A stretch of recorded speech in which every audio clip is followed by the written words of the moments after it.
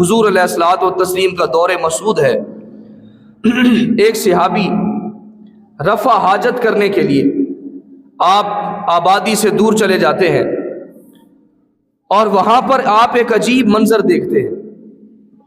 ایک چوہا ہے، وہ چوہا ایک بیل کے اندر داخل ہوتا ہے پھر باہر نکل آتا ہے، پھر بیل کے اندر داخل ہوتا ہے پھر باہر نکل آتا ہے۔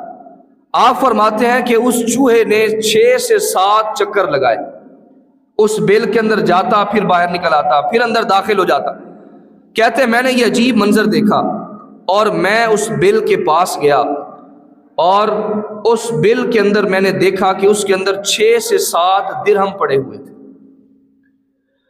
درہم پڑے ہوئے تھے۔ میں نے ان درہموں کو اٹھا لیا اور حضور علیہ الصلوۃ والتسلیم کی بارگاہ کے اندر حاضر ہوا، آ کر عرض کی اللہ کے حبیب صلی اللہ علیہ وآلہ وسلم میں نے بڑا عجیب منظر دیکھا ہے، عجیب نظارہ تھا کہ وہ چوہا بیل کے اندر داخل ہوتا تھا پھر باہر نکل آتا تھا۔ جب میں نے بیل کی کھوج لگائی، بیل کے اندر دیکھا تو اس کے اندر درہم پڑے ہوئے تھے۔ یا رسول اللہ میں ان درہموں کو ساتھ لے کر آیا ہوں۔ کائنات کے آقا صلی اللہ علیہ وآلہ وسلم نے ارشاد فرمایا کہ وہ جو درہم تھے وہ اللہ رب العزت نے تیرے لیے ہی بھیجے تھے، لہٰذا ان کو استعمال کر۔ اللہ رب العزت نے وہ درہم وہ تیرے لیے ہی زمین پر بھیجے تھے۔ عزیز محترم، نتیجہ کیا نکلتا ہے؟ نتیجہ یہ ہے کہ صحابہ کرام کو رزق بلوں میں سے نکل جایا کرتا تھا، بلوں میں سے آ جایا کرتا تھا، ان کو مل جایا کرتا تھا۔ اللہ رب العزت ان کو رزق جو ہے وہ بلوں میں سے عطا کر دیا کرتا تھا، مگر جو ہم ہیں آج ہمارا تمام ہمارا رزق جو ہے وہ بلوں کے اندر چلا جاتا ہے۔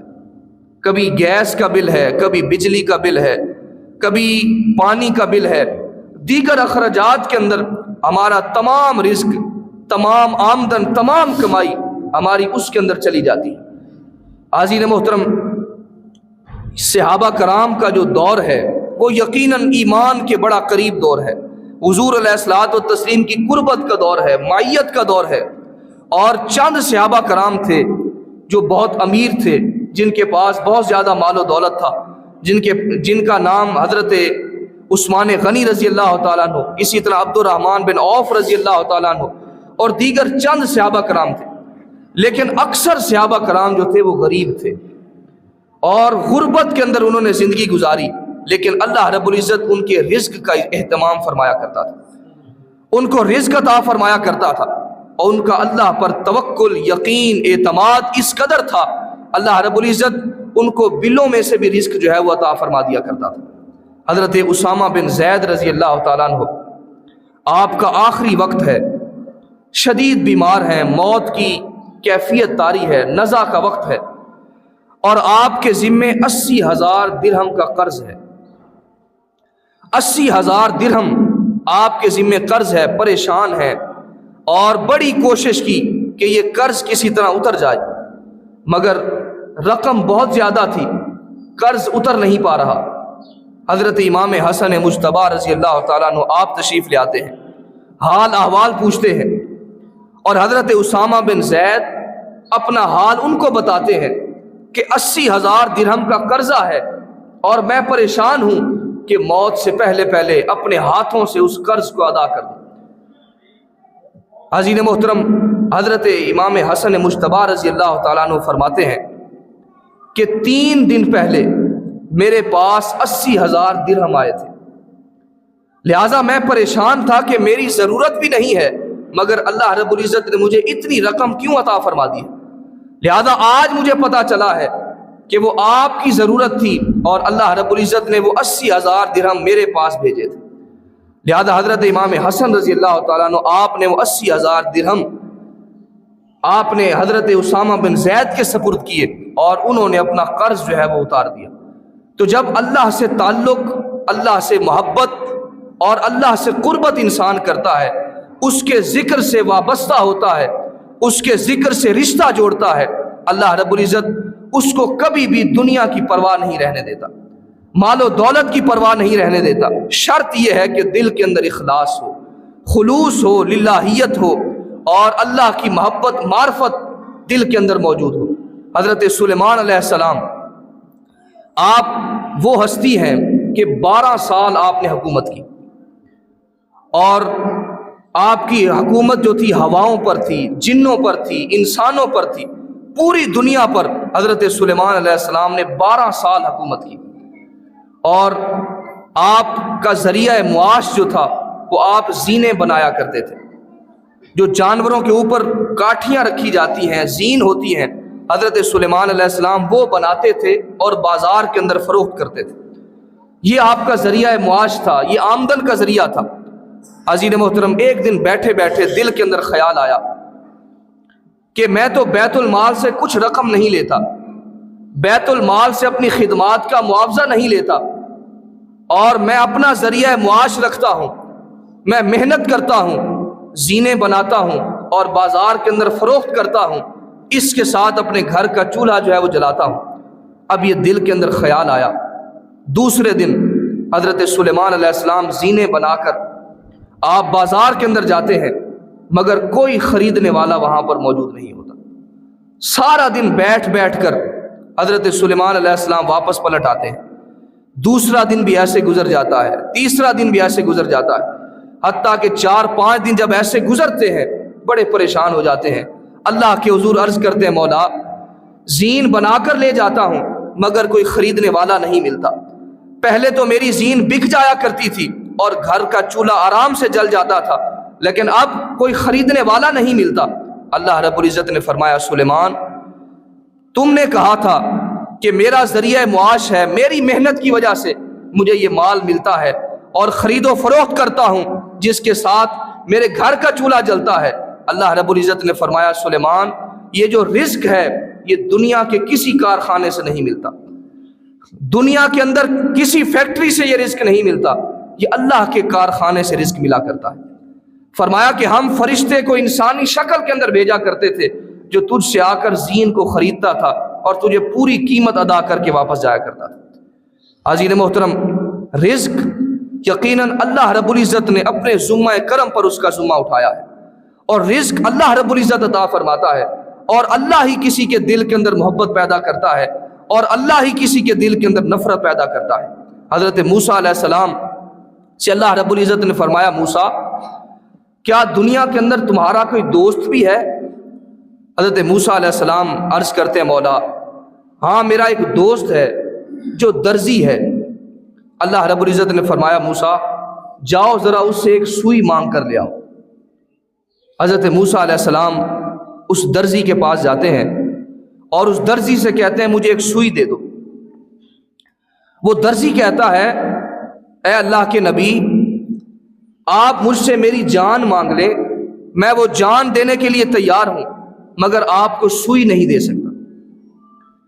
ایک سوئی کا سوال کیا تھا، کہا آپ میری جان لے لیں مگر آپ کو میں سوئی نہیں دے سکتا۔ حضرت موسیٰ علیہ السلام واپس پلٹ آتے ہیں اور پھر اللہ رب العزت فرماتا ہے، موسیٰ اب جاؤ اور اپنے دوست سے، قریبی دوست سے، محبت کرنے والے سے جا کر ایک سوئی مانگ کر لے آؤ۔ حضرت موسیٰ علیہ السلام پھر جاتے ہیں اسی درزی کے پاس اور جا کر ایک سوئی مانگتے ہیں۔ اب وہ سوئی نہیں دیتا بلکہ بہت ہی زیادہ سوئیاں اٹھا کر دے دیتا ہے۔ حضرت موسیٰ علیہ السلام پریشان ہوتے ہیں اور واپس پلٹتے ہیں، اللہ کے حضور عرض کرتے ہیں، مولا مجھے یہ ماجرا سمجھ نہیں آیا، پہلے ایک سوئی مانگنے کے لیے گیا اور میرا قریبی دوست ہو کر اس نے مجھے ایک سوئی بھی نہیں دی، اور آج بھی ایک سوئی مانگنے کے لیے گیا ہوں مگر اس نے اتنی ساری سوئیاں اٹھا کر مجھے دے دی ہیں، مجھے ماجرا سمجھ نہیں آیا۔ اللہ رب العزت نے فرمایا، موسیٰ جب تو پہلے دن ایک سوئی مانگنے کے لیے گیا تھا تو اس وقت میں نے اس کے دل کے اندر یہ بات ڈال دی تھی کہ تو نے اس کو سوئی نہیں دینی۔ یہ کیسے ہو سکتا تھا کہ میں نے اس کے دل کے اندر بات ڈالی ہو کہ سوئی نہیں دینی اور وہ سوئی دے بھی کیسے سکتا تھا؟ اور جب دوسرے دن جب تم گئے ہو سوئی مانگنے کے لیے اور میں نے اس کے دل کے اندر یہ بات ڈالی کہ تم نے سوئی نہیں دینی بلکہ بہت ہی زیادہ سوئیاں دینی ہیں، لہٰذا اللہ رب العزت ہی کسی کے دل کے اندر محبت ڈالتا ہے، مہربانی ڈالتا ہے، شفقت ڈالتا ہے، اور اللہ رب العزت ہی رزق کا اہتمام فرماتا ہے، اور یہ سارے ذرائع اسباب اللہ رب العزت ہی پیدا فرماتا ہے۔ انسان اس کا محتاج ہے اور انسان دوسروں کی محتاجی کو تلاش کرتا پھرتا ہے۔ علامہ اقبال رحمۃ اللہ تعالیٰ علیہ فرماتے ہیں وہ ایک سجدہ جسے تو گراں سمجھتا ہے، ہزار سجدوں سے دیتا ہے آدمی کو نجات۔ اگر ایک بارگاہ کے اندر، اللہ کی بارگاہ کے اندر اگر انسان اپنی جبین نیاز کو جھکا لیتا ہے تو دنیا کی طرف بھاگنے کی، دوڑنے کی ضرورت نہیں پیش آتی، تو دنیا اس کے پیچھے دوڑ کر آیا کرتی ہے۔ عزیز محترم، اسی طرح حضرت عبد القادر جیلانی رضی اللہ تعالیٰ عنہ، آپ کے پاس ایک شخص حاضر ہوا، اس نے آ کر کہا حضرت بڑی مہنگائی ہے، پریشانی ہے اور حالات بڑے تنگ ہیں اور اس مشکلات کے اندر ہوں کہ اتنی آمدن نہیں ہے جتنا خرچ ہے، لہٰذا مہنگائی کا رونا رو رہا تھا۔ حضرت عبد القادر جیلانی رضی اللہ تعالیٰ عنہ آپ فرماتے ہیں کہ دیکھو رزق کا جو ذمہ ہے وہ اللہ رب العزت نے اٹھایا ہوا ہے۔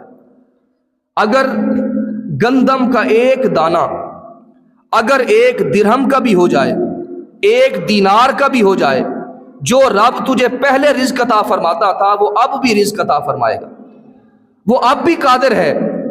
جو دانہ گندم کا ایک دانہ اگر ایک درہم کا، ایک دینار کا بھی ہو جائے، جو رب پہلے تجھے دیتا تھا وہ بعد میں بھی تجھے وہی عطا فرمائے گا۔ لہٰذا اس مشکل کی وجہ سے، اس رزق کی وجہ سے پریشان نہ ہوا کر۔ اسی طرح حضرت ابو حاتم رحمۃ اللہ تعالیٰ علیہ، آپ کے پاس ایک شخص آیا، اس نے بھی آ کر مہنگائی کا رونا رویا۔ حضرت معیشت تنگ ہے، پریشانی ہے، مشکلات ہیں اور رزق کماتے ہیں مگر بے برکتی ہے، مال کے اندر برکت نہیں ہے۔ تو حضرت ابو حاتم رحمۃ اللہ تعالیٰ علیہ فرماتے ہیں کہ اس رزق کی وجہ سے پریشان نہ ہو، جو رب تجھے مہنگائی سے پہلے عطا فرماتا تھا وہی رب مہنگائی کے بعد عطا فرمانے پر بھی قادر ہے، وہ رب تجھے بعد کے اندر بھی عطا فرمائے گا۔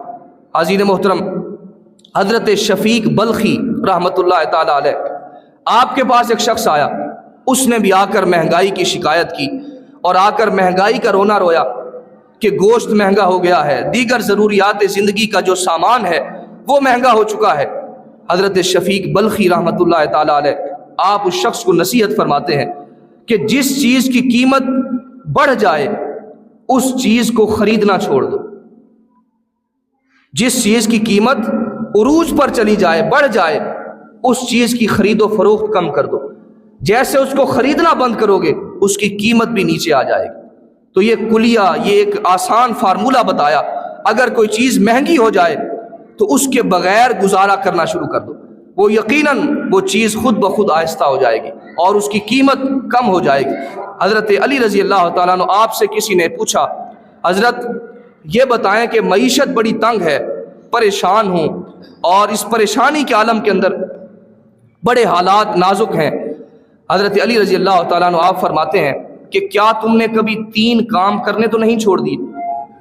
حضرت علی رضی اللہ تعالیٰ عنہ فرماتے ہیں کہ کیا 3 کام کرنے تو نہیں چھوڑ دیے؟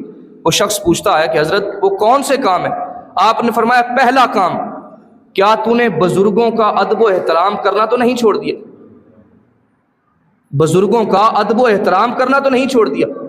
اس نے کہا نہیں حضور، یہ میں عمل کرتا ہوں، بزرگوں کا ادب و احترام کرتا ہوں۔ دوسری بات، حضرت علی رضی اللہ تعالیٰ عنہ نے پوچھا کیا تو نے فجر کی نماز کو تو نہیں چھوڑنا شروع کر دیا؟ فجر کی نماز، حدیث پاک کے اندر آتا ہے جو شخص جان بوجھ کر فجر کی نماز کو ترک کر دیتا ہے، چھوڑ دیتا ہے، اللہ رب العزت اس کے مقسوم رزق میں سے، مقسوم رزق یعنی جو اس کی قسمت کے اندر لکھا جا چکا ہے، اللہ رب العزت اس کے مقسوم رزق میں سے کم کرنا شروع کر دیتا ہے، اس میں سے نکالنا شروع کر دیتا ہے۔ آپ دیکھیں کہ بچے گھروں کے اندر سوئے ہوتے ہیں، فجر کی نماز کے وقت ماں باپ ان کو نہیں اٹھاتے، لیکن جیسے ہی آدھا گھنٹہ یا 1 گھنٹہ گزرتا ہے تو سکول کے لیے کھینچ کر ان کو اٹھا رہے ہوتے ہیں۔ تو بچپن سے اگر ان کی تربیت نہیں کریں گے اور تو کب نماز پڑھنا شروع کریں گے اور کب ان کی طبیعت کے اندر، عادت کے اندر نماز شامل ہوگی۔ تیسری بات، حضرت علی رضی اللہ تعالیٰ عنہ آپ نے فرمایا کہ کیا تو نے والدین کے حق کے اندر دعا کرنا تو نہیں چھوڑ دی؟ اس نے کہا ہاں میں یہ کام کرتا ہوں کہ والدین کے حق کے اندر میں نے دعا کرنا چھوڑ دی ہے۔ حضرت علی رضی اللہ تعالیٰ عنہ فرماتے ہیں کہ والدین کے حق کے اندر دعا کرنا شروع کر دے، اللہ رب العزت تیرے رزق کے اندر اضافہ فرما دے گا۔